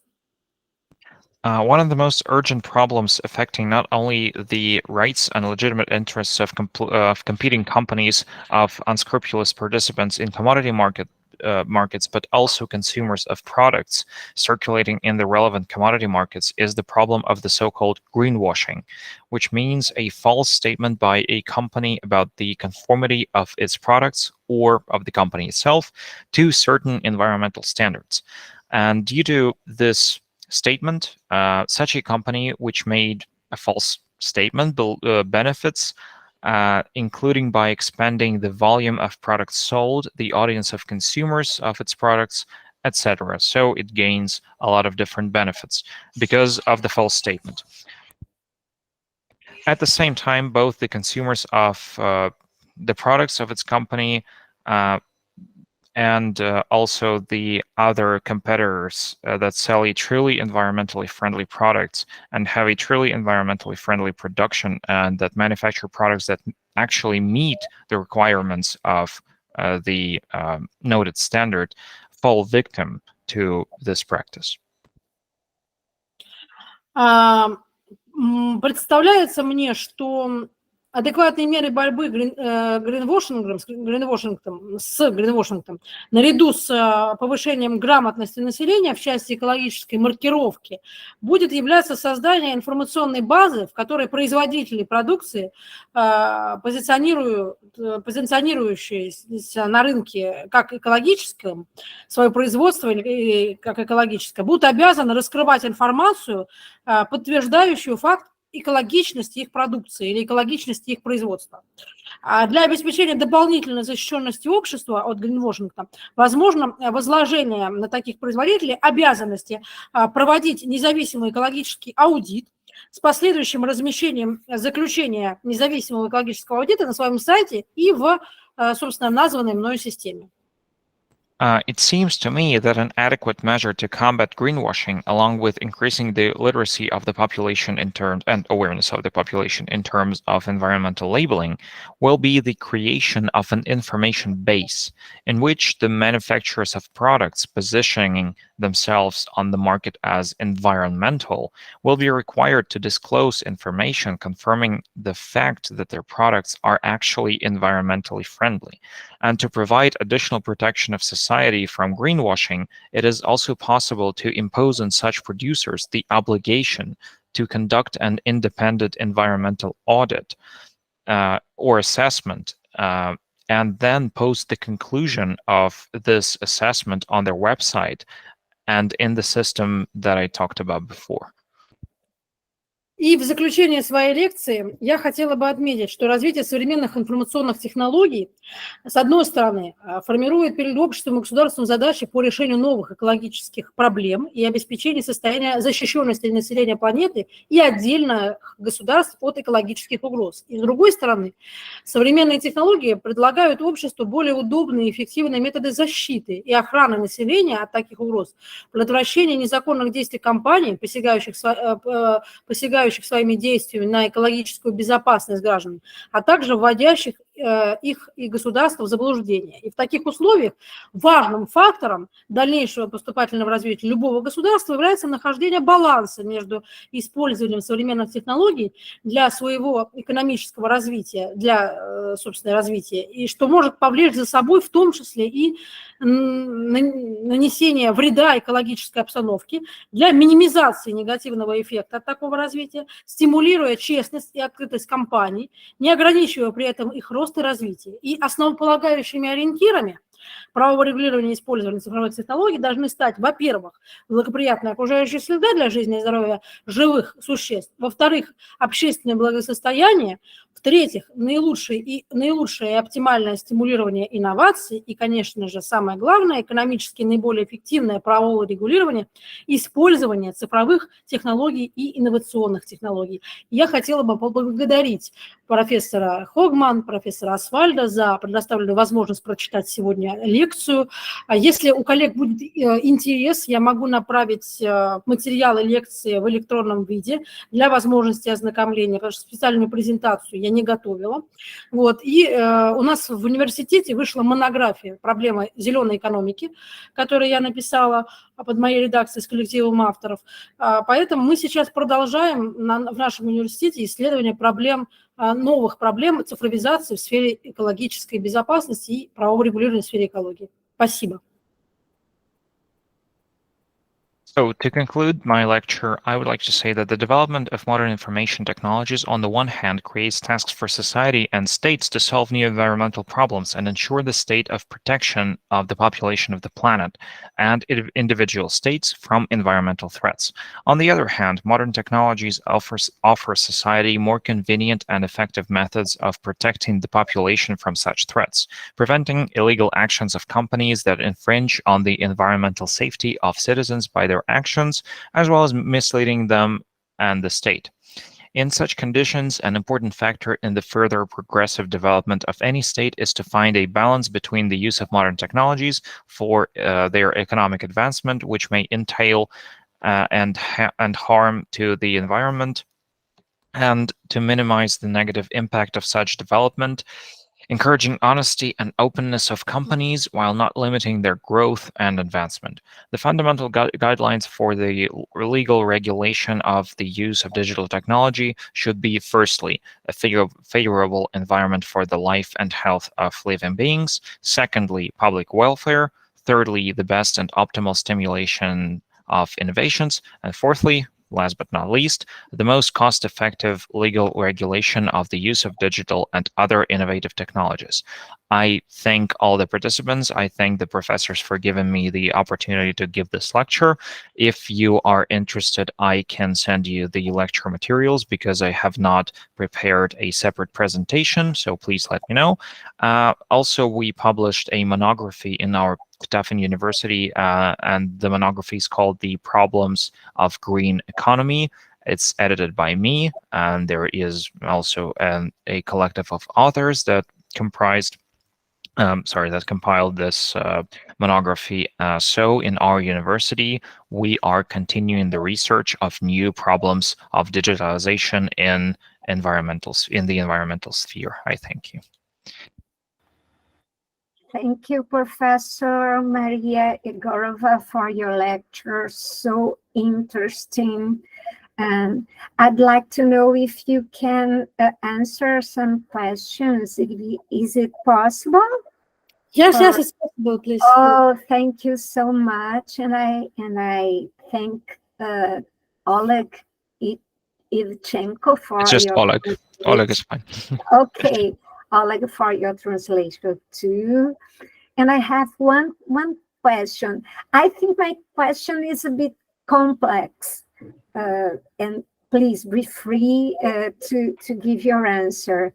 My dear Maria, how is it possible to use new technologies objectively to reduce social inequalities and poverty when we see that what happens is the opposite in most of countries of the world? For instance, in my country. How is it possible?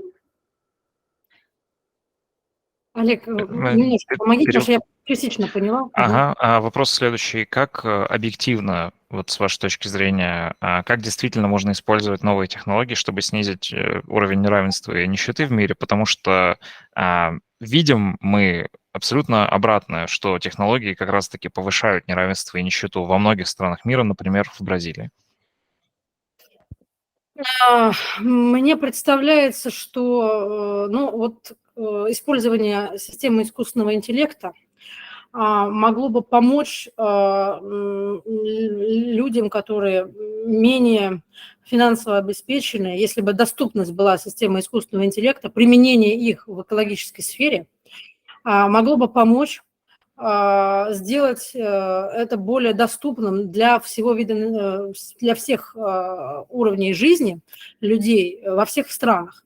Но здесь необходимо определенное законодательное регулирование искусственного интеллекта именно в сфере экологии, потому что сейчас у нас есть и в разных странах, и в Российской Федерации, например, есть закон об искусственном интеллекте, но стыка непосредственной связи с правовым регулированием экологии как отдельного закона нет. Мне представляется, что можно было бы разработать законы, которые могли бы быть эффективными для всего общества. Конечно, в свете последних политических событий, вот я буквально недавно читала лекцию тоже о проблематике экологического законодательства, разработать мировой какой-то закон, который был бы допустимость и применим во всех странах, может быть не совсем безопасно для стран. Но, например, можно было бы разработать законы, которые бы работали со странами БРИКС, в том числе они эффективно использовались бы нашими коллегами из Бразилии. Поэтому мне представляется, что использование искусственного интеллекта является вот такой возможной мерой. So thank you for your question. The answer is the following. So the use of the artificial intelligence system could environmentally help people who have less money, basically, who are poorer. If this AI system had been available. And the use of AI would increase the access to environmental technology in all countries. So what we need is regulation of artificial intelligence in the sphere of environment. And in many countries, there are laws on the artificial intelligence, including the Russian Federation, but there is no connection of this law to the legislation in the environment sphere. So we could improve the legislation for the entire society to benefit. But in light of recent events in the world, I gave a lecture about that previously. In light of the recent events in the world, developing a unified law for all countries of the world might be precarious. So we could maybe develop a group of laws that will work in the BRICS countries, including Brazil. So this is how using the AI could increase the access to environmental protection for poorer strata. На самом деле, конечно, мы все говорим, все специалисты в области экологического права говорят о глобальном изменении климата, которое влияет на экологию в целом. И, естественно, необходимо внедрение каких-то экологических новых практик, законодательства в этой сфере. Но на самом деле, вот лично мое мнение, я, кстати, знаю, что у многих коллег есть такое мнение, понятие глобальное потепление, оно весьма эфемерно. На самом деле, Земля могла бы выдержать гораздо больше выбросов и технических, которые есть сейчас, но сейчас модно говорить о глобальном потеплении в целом. На самом деле стоит говорить о законодательном регулировании каких-то экологических аспектов, но не, как мне представляется, не с таким уж сильным акцентом на глобальное потепление, потому что тогда эта тематика может отвлекать от более важных вещей, именно экономического правового регулирования, в том числе для обеспечения да, улучшение жизни населения в более бедных странах или определенного слоя населения в каждой конкретной стране. Это первый момент. И в Российской Федерации, например, вот искусственный интеллект активно используется. Почему я говорю о том, что очень важно было бы такие практики установить. В Российской Федерации, например, очень много можно решить в электронном виде, подачи документов, регистрации и так далее. В Москве, например. В Москве был принят закон, который связан с экологией. Проверяли, как это работает. Было эффективно, это буквально 1,5 года назад. Поэтому мне представляется, что это все допустимо и на уровне мира, в мировом масштабе. Спасибо. And the second part of my answer, so we've all been talking a lot, we as the society as a whole have all been talking about the global climate change, that it affects the environment so much and that we need new practices and laws to combat that.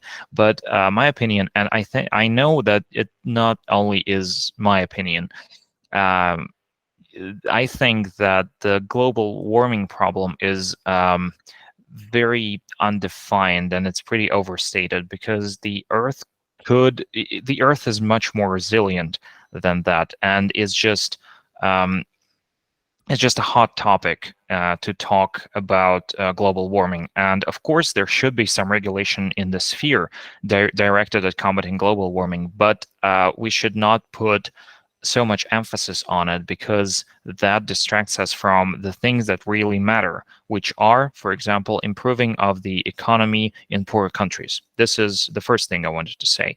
And the second thing is, in Russia, we are using artificial intelligence technology quite actively. For example, we use it to submit documents, to register certain items with the state, and this is very successful and effective. So this practice can be extrapolated to the entire world. Thank you. Thank you, Professor. Thank you, Professor. Professor, one of our students has made another question for you. I'd like to read it. In Brazil, our tradition in regulation is through economic and administrative law. We tend to import regulatory models which are elaborated from other economic political arrangements. However, the climate crisis makes us think about other arrangements which met the needs and commitments with our history and future on Earth. I would like to know what Professor Egorova's references are in the field of technology regulation from the perspective she presented us. Александровна, поняли или перевести? Ну, почти все, лучше да. В общем, если вкратце, то в Бразилии практически все регуляторные инструменты завозятся откуда-то, импортируются, условно говоря. Вот. Но сейчас из-за глобального потепления они начинают уже разрабатывать что-то свое с учетом их истории и их потребностей в будущем. И я, правда, не знаю, как вопрос связан с первой частью сообщения, но, в общем, вопрос такой.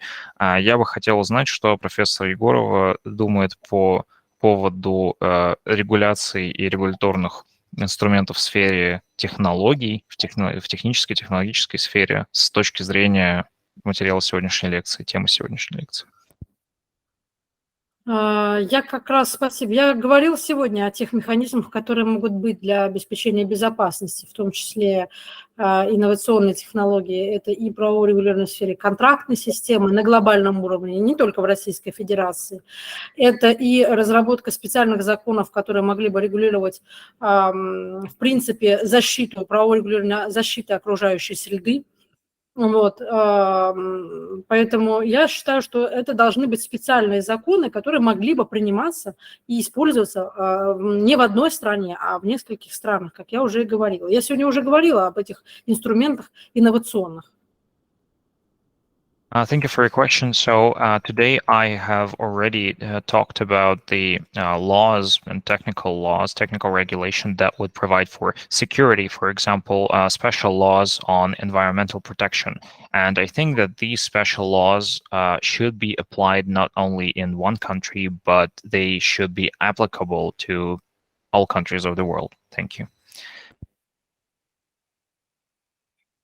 Gente, alguém mais tem alguma pergunta a fazer? A little question, and I want to congrats Professor Egorova for the brilliant lecture today, and for see her and for hear about this lecture. Thank you. And it's a little question about my research here. I want to know about the more questions in the biases of this new technology. It's simple. It's known that economic wealth does not guarantee by itself the improvement of environmental preservation. And how can digital innovation deal with algorithmic biases that can use incorrect information that causes exploitation of natural resources in inadequate and predatory way? How can we deal with this kind of biases? Thank you. Distinguished professor, you mean biases like technical errors in the AI algorithms? Yes. Mm-hmm. How can we deal with these biases, technical biases in algorithms?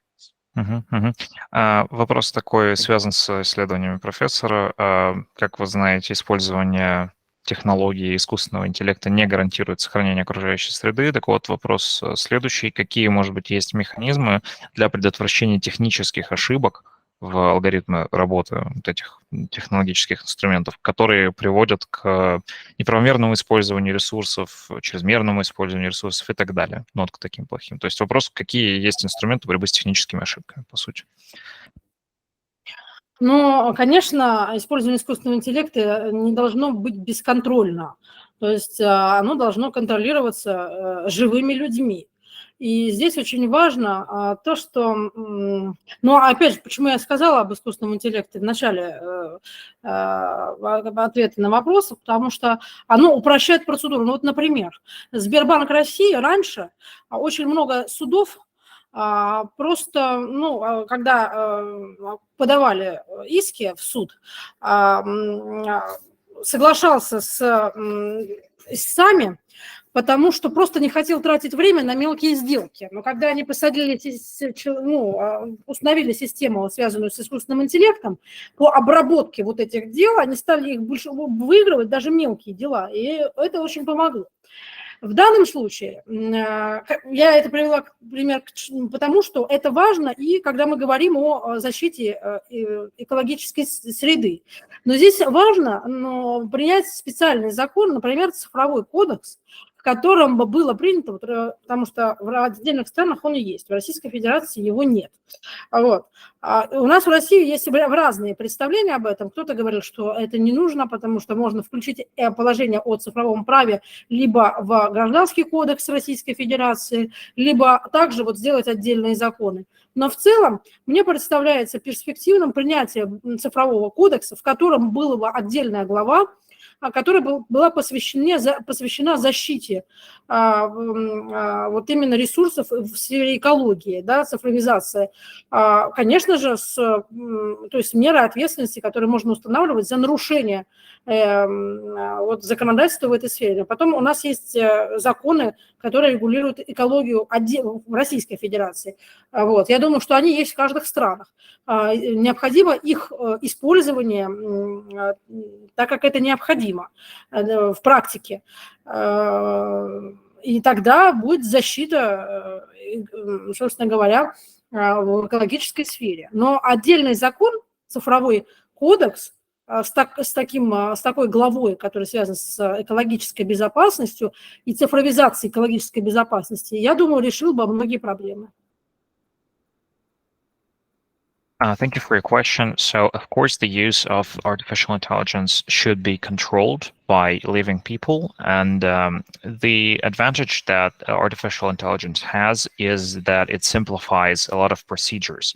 For example, not a long time ago, Sberbank of Russia, this is the biggest bank in Russia. It used to be a state bank even. They lost a lot of lawsuits because they just agreed to the claimants' requirements because they didn't want to waste their time on small lawsuits. And when they introduced an AI technology to deal with that, they started winning a lot of such small cases. I am talking about that because it is important not only in the banking sphere, but such use of artificial intelligence is also important in the environment sphere. And what I think is that we need a set of laws called the digital code, which we don't have in Russia. Well, some people think we don't, but I think we do. And this digital code should contain a separate chapter or article on resource protection in the environmental sphere, and also the responsibility measures for violations. So we also have some legislation and laws in the environmental sphere. So everyone should just follow them, and this will also give a huge degree of protection. So summing up, I think we need a separate law, a separate set of laws that would regulate this sphere called the digital code. Thank you. One more. Alguém tem mais alguma pergunta? More questions? Anyone? Someone? No? Okay, so I will give the word to Professor Egorova for her last words. And I have to thank you so much for this opportunity.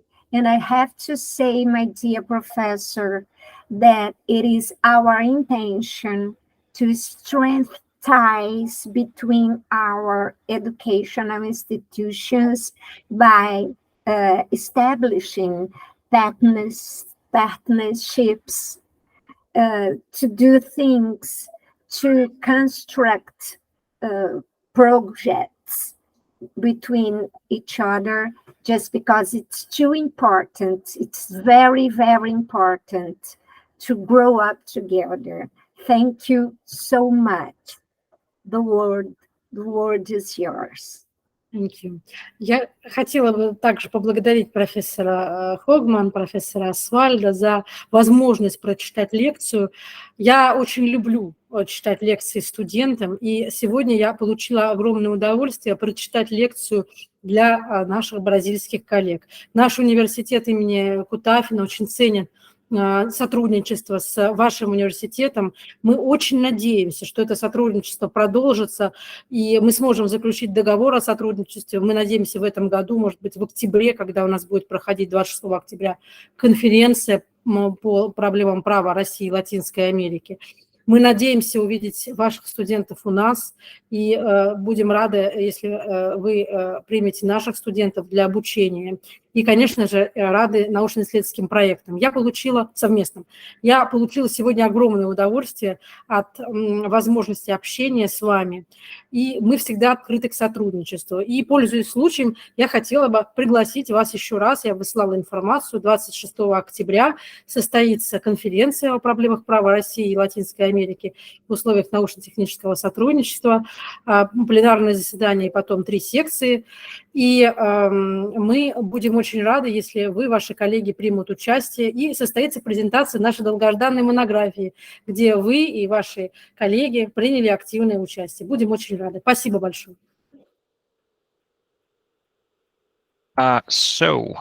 I thank you very much, dear professors, that you've given me this opportunity to give this lecture today. I really like giving lectures to students, and today it was a real pleasure for me to do that. Kutafin University, we at Kutafin University are hoping that we will cooperate with your university further, and that we will conclude an agreement in October, maybe on the 26th of October. On this day, we will hold a conference on the problems of law of Russia and Latin America, and we will also be glad if you will take our students, and if we will have more projects together. It's been a real pleasure to talk to you today, and we at Kutafin University are always open for cooperation. And I would like to use this opportunity to invite you again to the conference that will take place on the 26th of October. We will have a plenary session and 3 sections, and we will be glad if you decide to participate. And on this conference, we will also finally present our monography that I talked about today, so please come, and thank you very much. Please open the cameras, all of you. We have to register this moment. All of you, please, for us to take a photo. Ok? All of you, por favor, abram suas câmeras para a gente tirar uma foto, para ficar registrado esse momento. Matheus, Vitor, Elias, Diego, Vinícius, Ana, Vanessa, Loriene, Luana, Jorge, Breno, Patrick, André já abriu. Por favor, professor Osvaldo, tire a foto. Matheus não tirou. Vitor, Diego. Alguns estão sem... Patrick, vamos lá, quem puder, aqueles que puderem. Ok? Ok, ok. Matheus está. All of you, some are without. Ok, Patrick, ok? Ok, 1, 2, 3, let's take a photo. It is very important for us to take this photo, okay? Thank you so much for this moment. Thank you, Professor Maria Egorova. Thank you very much. Bye-bye, bye-bye, Bye-bye, bye-bye. I appreciate a lot. I appreciate a lot our cooperation. Thank you. Bye, And thanks everyone. For all of you, Thank you, bye-bye, Professor. bye-bye. Bye-bye. Very Bye-bye. good to see you. Bye. Bye. Bye-bye. And thank you for our translation today. Thank you. Oh, yes. Thank you, Mr. Alec. Bye-bye. Bye-bye. Não esqueçam de colocar o nome para eu poder colocar o certificado de vocês. Obrigada, Vanessa. Tchau, tchau. Fui.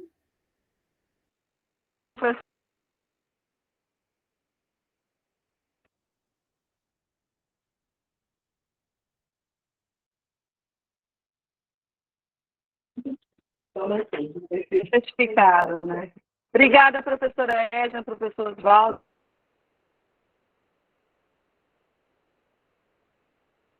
Thank you.